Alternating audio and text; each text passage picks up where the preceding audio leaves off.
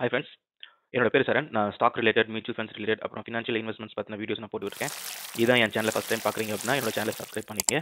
நம்ம இன்னைக்கு பார்க்க போகிறது இந்த வீக்கில் ஓப்பன் ஆன மோபிக்விக்கோட ஐபிஓ ரிவ்யூ தான். இந்த வீக்கில் மெயின் போர்டு ஐபிஓ 4-5 ஓப்பன் ஆயிருக்கு. அதில் நான் ஆல்ரெடி விஷால் மெகா மார்ட் ஐபிஓ பற்றி ரிவ்யூ பண்ணியிருக்கேன். நான் அதோட லிங்க் நான் கீழே கொடுக்குறேன். இப்போ நம்ம பார்க்க போகிறது மோபிக்விக்கோட ஐபிஓ ரிவ்யூ. ஃபர்ஸ்ட் நம்ம பார்க்க போகிறது கம்பெனியோட பேக்ரவுண்ட் தான். எந்த ஒரு ஐபிஓ அப்ளை பண்ணுறதுக்கு முன்னாடி அந்த கம்பெனியோட பேக்ரவுண்டை செக் பண்ணுறது இம்பார்ட்டன்ட் திங். இந்த கம்பெனி வந்து 2008 மார்ச்சில் இன்கார்பரேட் பண்ணியிருக்காங்க. இவங்க ஒரு ஃபின்டெக் கம்பெனி. இவங்களோட மெயின் பிசினஸே பார்த்தீங்க அப்படின்னா டிஜிட்டல் வாலெட் அப்புறம் ஆன்லைன் பேமெண்ட் சர்வீசஸ் தான். ஆன்லைன் பேமெண்ட் சர்வீஸில் என்ன பண்ணுறாங்கன்னா ஆல்மோஸ்ட் எல்லா டைப் ஆஃப் ஆன்லைன் சர்வீஸ் பே பண்ணுறாங்க.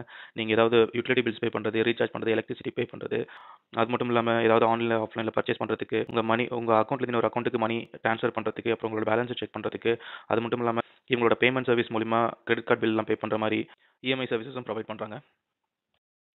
அடுத்து நம்ம பார்க்க போகிறது இந்த ஐபிஓட அப்ஜெக்டிவ் தான். ஏன் இந்த ஐபிஓ போடுறாங்க அப்படின்னா இவங்களோட கம்பெனியோட நீட்ஸ்க்காக, இவங்களோட ஃபினான்ஷியல் சர்வீஸ் அண்ட் பேமெண்ட் சர்வீஸ்க்கு ஃபண்ட் பார்த்ததில் அந்த அவங்களோட க்ரோத்துக்காக ஐபிஓ போட்டிருக்காங்க. அது மட்டும் இல்லாமல் டெக்னாலஜி ரிலேட்டட் திங்ஸை இன்வெஸ்ட் பண்ணுறதுக்காகவும் இவங்களோட கேபிட்டல் எக்ஸ்பெண்டிச்சருக்காகவும் இந்த ஐபிஓ போட்டிருக்காங்க. இப்போ நம்ம ஐபிஓ டீட்டெயில்ஸ் பார்ப்போம். இந்த ஐபிஓ டேட் வந்து டிசம்பர் 11 ஓப்பன் பண்ணுறாங்க, டிசம்பர் 13 க்ளோஸ் பண்ணுறாங்க. நாளையோட இந்த ஐபிஓ டேட் முடிஞ்சிடும். இந்த கம்பெனியோட ஃபேஸ் வேல்யூ பார்த்தீங்கன்னா ₹2 பர் ஷேர். பிரைஸ் பேண்ட் வந்து ₹265 ₹279 வரைக்கும் வச்சிருக்காங்க.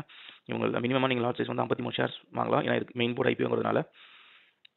டோட்டல் இஷ்யூ சைஸ் என்னன்னு பார்த்தீங்கன்னா 2 கோடி கிட்ட இருக்குது. எல்லாமே ஃப்ரெஷ் இஷ்யூ தான். இவங்க வந்து NSE and BSEல லிஸ்ட் பண்ண போகிறாங்க. ஸோ ஐபிஓ போட்டதுக்கு முன்னாடி இவங்களோட மொத்த ஷேர்ஸ் பார்த்தீங்கன்னா 5 கோடி கிட்ட இருக்குது. ஐபிஓ போட்டதுக்கப்புறம் இவங்க 7 கோடிக்கு மேலே போயிடும். Open date close date already பார்த்துரும். உங்களுக்கு அலாட்மெண்ட் எப்போ வரும்னா 16th வந்துடும். ஷேர்ஸ் வந்து உங்கள் டிமெட் அக்கௌண்ட்டில் 17th கிரெடிட் ஆகிடும். இன்கேஸ் உங்களுக்கு அலர்ட் ஆகலினாலும் 17th ரீஃபண்ட் வந்துடும். இந்த கம்பெனி வந்து எப்போ லிஸ்ட் பண்ண போகிறாங்க அப்படின்னா 18th டிசம்பர் லிஸ்ட் பண்ண போகிறாங்க.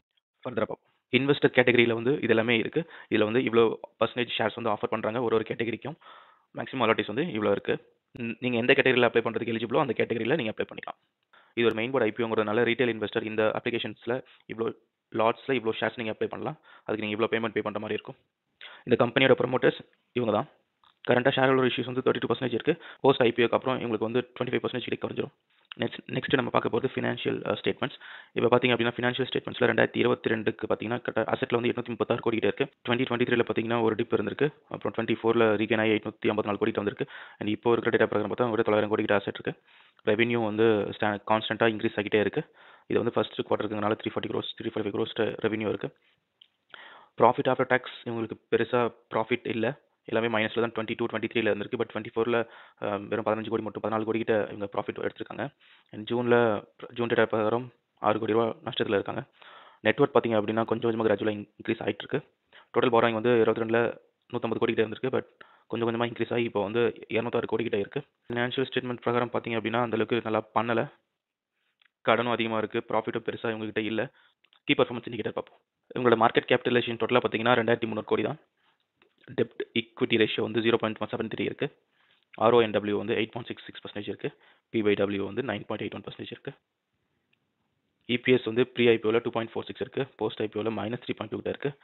PE ரேஷியோ வந்து 113 கிட்ட இருக்குது. போஸ்ட் ஐபிஓக்கு அப்புறம் -86 இருக்குது. ஸோ கீ பர்ஃபார்மன்ஸ் இண்டிகேட்டரும் அவ்வளோ பெருசாக நல்லா இல்லை. அடுத்து நம்ம பார்க்க போகிறது grey market premium. Grey market premium நல்லாவே இருக்குது. ஆல்மோஸ்ட் இப்போ ₹150 பர் ஷேருக்கு ட்ரேட் ஆகிட்டு இருக்கு. ரிட்டர்ன்ஸ் இந்த ப்ரைஸில் உங்களுக்கு லிஸ்ட் ஆச்சு அப்படின்னா ரிட்டர்ன்ஸ் வந்து ஆல்மோஸ்ட் 50% ரிட்டர்ன்ஸ் கிடைக்குங்கிறது கேல்குலேஷன். அடுத்து நம்ம பார்க்க போகிறது சப்ஸ்கிரிப்ஷன் ஸ்டேட்டஸ். இன்னைக்கு டே 2ங்கிறதுனால ஆல்மோஸ்ட் சப்ஸ்கிரிப்ஷன் ஸ்டேட்டஸ் டேட்டா எடுக்க முடியுது. இப்போ பார்த்தீங்க அப்படின்னா ஆல்மோஸ்ட் இன்வெஸ்டர் கேட்டகரி எல்லாமே 1 டைமுக்கு மேலே இவங்க சப்ஸ்கிரைப் பண்ணியிருக்காங்க. அது ரீட்டைல் இன்வெஸ்டர்லாம் பார்த்தீங்கன்னா 60 டைம்ஸ் சப்ஸ்கிரைப் பண்ணியிருக்காங்க. அதாவது ஒரு ஷேருக்கு 68 பேர் பிட் பண்ணியிருக்காங்க. அப்படின்னு பார்த்தீங்க அப்படின்னா இது வந்து நார்மலாக பீட் பண்ணுறதை விட ஹையாகவே இருக்குது. இன்னும் நாளைக்கு ஒரு நாள் இருக்கிறனால இன்னும் இந்த சப்ஸ்கிரிப்ஷன் ஸ்டேட்டஸ் வந்து டைம்ஸ் வந்து அதிகமாக இருக்க வாய்ப்பு இருக்குது. ஸோ எல்லாருக்கும் இருக்கிற ஒரே கொஸ்டின் தான் இந்த ஐபிஓ அப்ளை பண்ணலாமா வேணாமாங்கிறது தான். இந்த ஐபிஓட ஃபினான்ஷியல் ஸ்டேட்மெண்ட்ஸ் எல்லாம் பார்க்கும்போது ஒன்றும் அந்தளவுக்கு பெருசாக இல்லை. ஏன்னா கடன் அதிகமாக இருக்குது, அசெட்ஸும் கம்மியாக இருக்குது, ப்ராஃபிட்டும் இல்லை. எல்லாமே இவங்க வந்து டெப்ட்டில் தான் ரன் ஆகிட்டு இருக்காங்க. பட் இது ஒரு ஃபின்டெக் கம்பெனிங்கிறதுனால ஃபியூச்சரில் க்ரோத் இருக்கும் அப்படின்னு எக்ஸ்பெக்ட் பண்ணலாம். என்ன ரீசனுக்காக ஜிஎம்பி க்ரோத் இவ்வளோ இருக்குன்னு தெரியல. ஒரு ஷேருக்கு ₹150 50% அதிகமாக இருக்குது. அது மட்டும் இல்லாமல் 60 டைம்ஸ்க்கு மேலே ரீட்டைல் சப்ஸ்கிரிப்ஷன் பண்ணியிருக்காங்க. ஸோ ஐபிஓ கிடைக்கிறதுக்கு ரொம்ப ரொம்ப வாய்ப்பு கம்மி. நீங்கள் அப்ளை பண்ணால் கூட.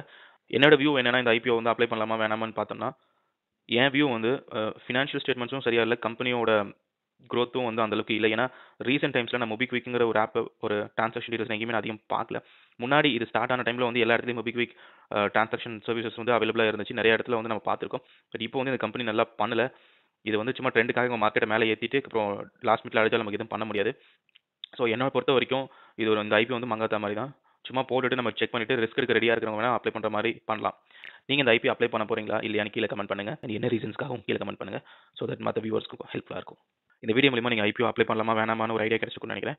இந்த வீடியோவை நிறைய உங்க ஃப்ரெண்ட்ஸ்க்கும் ஷேர் பண்ணுங்க. இதுவரைக்கும் என் சேனலை சப்ஸ்கிரைப் பண்ணலாலும் சப்ஸ்கிரைப் பண்ணிக்கங்க. Thank you friends. see you next video. Bye bye.